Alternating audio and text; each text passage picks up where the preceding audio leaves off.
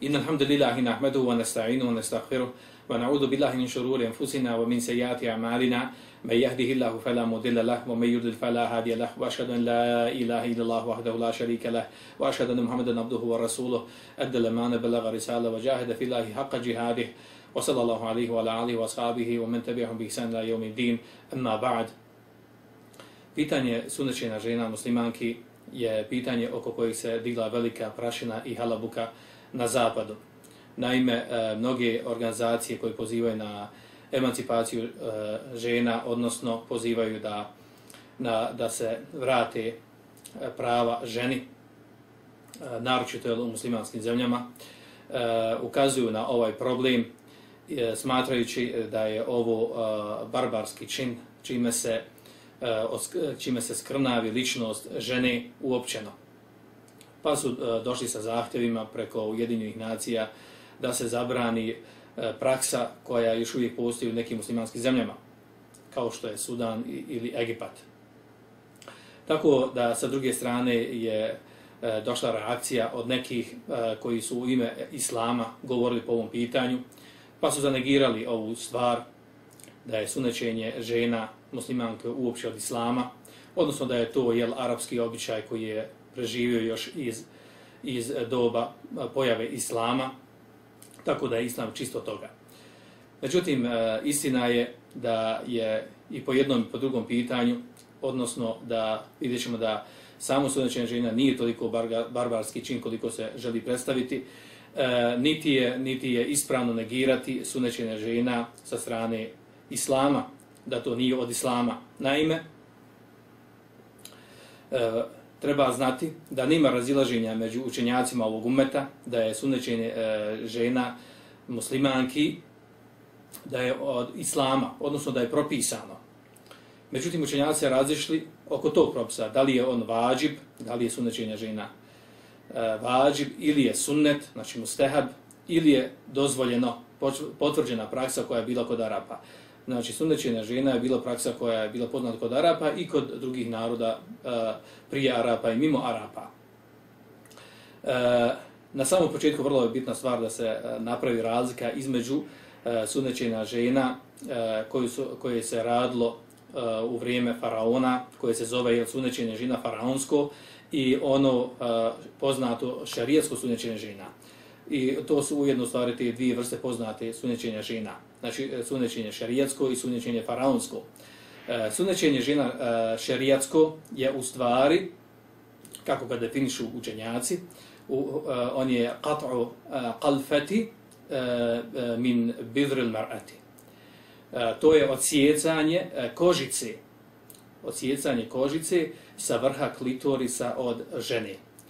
Znači, klitoris koji se nalazi na vrhu, iznad vaginalnog otvora kod žene, na vrhu tog klitorisa ima kožica koja se odsjeca, i to u stvari sunnećenje žena po islamu.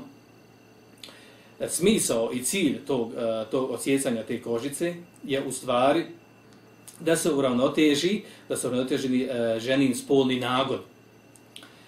Za razliku od druge vrste sunnećenja, takozvano faraonsko sunnećenje žena, ono se razlikuje od šerijatskog u tome što je ono zasnovano na odsjecanju čitavog klitorisa kod žene ili njene polovine klitorisa većeg ili manjeg dijela. Čime se, pošto je poznato da klitoris u stvari njegova funkcija je samo da stvara nadržaj prilikom intimnog odnosa, daje užitak ženi prilikom intimnog odnosa, a odsjecanjem njegovim i polovinom ili čitavog dijela klitorisa žena gubi osjećaj nadražaja prilikom intimnog odnosa. Za razliku od šerijatskog, odnosno islamskog sunnećenja žena, gdje se osjeca samo na vrhu klitorisa,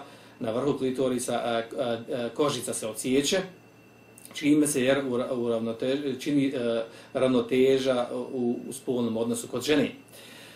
Što se tiče stava učenjaka po pitanju sunnećenja žena, postoje tri stava učenjaka, onako kako je prenašeno u islamskim knjigama i kako su učenjaci objasnili ovu temu. Prvi stav učenjaka je da je sunnećenje žene da je vađib, drugi stav da je sunnećenje žene sunet, odnosno da je mustahab, i treći stav učenjaka je da je sunnećenje žene samo dozvoljeno, odnosno da je njoj počast, mekreme, da je dozvoljeno, a ne da je sunet, da je to sunet od islama. Što se tiče učenjaka koji smatraju da je vađib, to je velik dio učenjaka. Između ostalih na tom stavu je imam Šafija, također imam Ahmed u jednom od rivajetu, također na tom stavu su učenjak Šabi, učenjak Rabija, odnosno šejh imama Malika, također na tom stavu je Jahja ibn Sa'id al-Ansari, Suhnun učenik od imama Malike, iz Malikijskog mezheba, također Ibn Tejmije i Ibn al-Qayyim. A na stavu da je sunnećenje žene, da je mustahab, da je sunet, na tom stavu inače većina učenjaka ovog umeta, između ostali Ebu Hanife, Malik i imam Ahmed u rivajetu od njega. Treći stav da je sunneća žena počast, da je njoj počast, da njoj čini užitak, da je to hajr prema njoj, odnosno da je dozvoljeno, a ne da je mustahab ili vađib. Na tom stavu je imam Ahmed u jednom rivajetu koji prenosi Ibn Qudame od njega.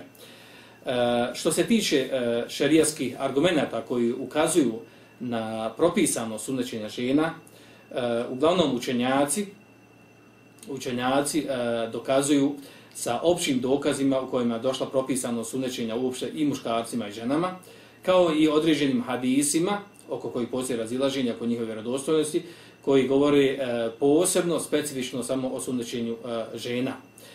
Što se tiče općih dokaza koji ukazuju na propisano sunnećenje žena, to je svakako hadis od Aiše radijallahu anha kojeg bilježi Muslim u svom sahihu, u kojem ona prenosi da je Allahov poslanik sallallahu alejhi ve sellem rekao: "Ida jelese bejne šu'abiha al-arba", kada čovjek priđe ženi i legne između njena 4 uda, kaže: "Wa masal khitanu khitane", i dodirne osunećeni njegov dio, muški polni organ osunećeni, ženski polni organ osunećeni, kaže faqad wajib al-ghusl. Onda je, kaže, onda su obavezni da uzmu gusl oboje. Pa znači ono što nas interesuje ovdje, ovaj dio hadisa, znači kaže wa masal khitanu khitane, i dodirne osunećeni dio muškarca, znači njegov polni organ osunećeni dio, odnosno osunećeni dio polni organ ženi na mjestu gdje se ona suneti. Na osnovu ovog hadisa kaže imam Ahmed, u ovom hadisu je dokaz da su se žene sunetile za vrijeme poslanika sallallahu alejhi ve sellem. Također postoje drugi hadisi otprilike sa istim riječima, samo što ih bilježi Tirmizi i imam Ahmed u svom musnedu. U tim rivajetima je došlo da je poslanik sallallahu alejhi ve sellem rekao, kaže: "Ida iltaqala khitanani faqad wajaba ghusl", kada se sastanu dva osunećena dijela, obavezan je gusl. A u drugom rivajetu je došlo, kaže: "Ida javaza al-khitanu khitane faqad wajaba ghusl", kaže kada prođe osunećeni dio muškarca, osunećeni dio žene, obavezan je gusl. Ovi hadisi su također vjerodostojni. Prema tome, ovi hadisi ukazuju na to da su se i žene sunetile u vrijeme poslanika sallallahu alejhi ve sellem, na osnovu kojih su učenjaci zaključili, na osnovu ovih hadisa prvenstveno zaključili da je sunnećenje žena da je vađib. Također poznati hadis mutefak alejhi u kojima je došlo pojašnjenje koji su suneni fitre, koji su prirodni suneti što se tiče čišćenja čovječijeg tijela, kao što došlo u hadisu mutefak alejhi, gdje je rekao poslanik sallallahu alejhi ve sellem: "Al-fitretu khamsun", od fitre je 5 stvari. Kojih 5 stvari? Kaže: "Al-khitanu wal-istihdadu wa qassu sharib wa taqlimu al-dhafir wa natfu al-ibti". Prvo kaže hitan, znači sunnećenje, uopćeno sunnećenje, nije rečeno za muško i žensko, nego obuhvata i za ženu i za muškarca. Također je otklanjanje dlaka ispod pazuha, otklanjanje dlaka oko polnog organa stidnog mjesta, kraćenje brkova i rezanje noktiju. Ovih 5 stvari je, znači, od suneta, od prirodnih suneta čišćenja čovječijeg tijela, održavanja čovječijeg tijela.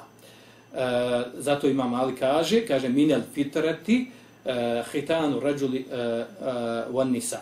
Kaže od fitreta, od prirodnih suneta čišćenja, održavanja čovječeg tijela je da se čini sunečenje žena i sunečenja muškaraca. Postoje također hadisi u kojima se govori posebno o sunečenju žena, međutim neki učenjaci sve te hadise ocjenjuju slabim, poput Ibn Munzirija koji kaže da svi ti hadisi slabi, dok drugi učenjaci smatraju da to nije tako, jel, da ima hadisa koji su sami po sebi dobri ili se mogu zajedno sa ostalim hadisima dignuti na stepen vjerodostojnih hadisa na čemu Šejh Albani i mnogi drugi učenjaci. Naime, od tih hadisa je hadis koji se prenosi od Ummu Atije, a u stvari to je bila žena Ummu Atije, sahabika, bila ona koja vršila sunečenje žena. Prenosi se u hadisu koji bilježi Abu Davud u svom sunenu da je poslanik sallallahu alejhi ve sellem rekao Ummu Atiji, kaže ihfidi wala tanhiki. Kada kaže suneti žene, kaže wala tanhiki, ali kaže ne odsijecaj mnogo. Znači onaj dio sa vrha klitorisa što se odsjeća, da se ne odsjeća mnogo, nego samo kožica da se skine. Kaže fe ine zalika azha lil mar'ati wa ahabbu ila al-ba'l. Jer je, kaže, to u stvari šta sunečenje žene na takav način, kaže, na takav način čini lice žene lijepim i kaže da je već i draže je mužu ili mu daje veći užitak. Ovaj hadis Šejh Albani ocjenjuje vjerodostojnim, do neki drugi učenjaci ocjenjuju ga slabim. Također hadis koji se spominje u ovom kontekstu je hadis od Šedad ibn Eusa u kojem je poslanik sallallahu alejhi ve sellem prenešeno da je rekao el hitanu sunnetun lirrijali wa makramatu lin nisa, kaže sunečenje je sunnet za muškarce, a počast za žene.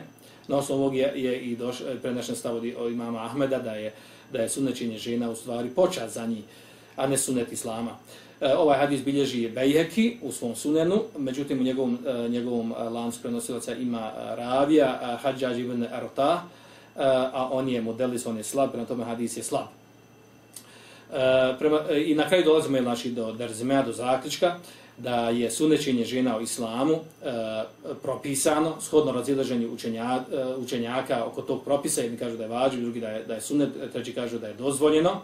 U svakom slučaju, znači, nema učenjaka, kako prenosi učenjaci, nema učenjaka koji je smatrao da sunečenje žena nije od islama, da nije islamski propis, odnosno da je mekruh, da je zabranjeno u islamu, ili da je to samo da je to bio arapski običaj prije islama, a da nema veze sa islamom.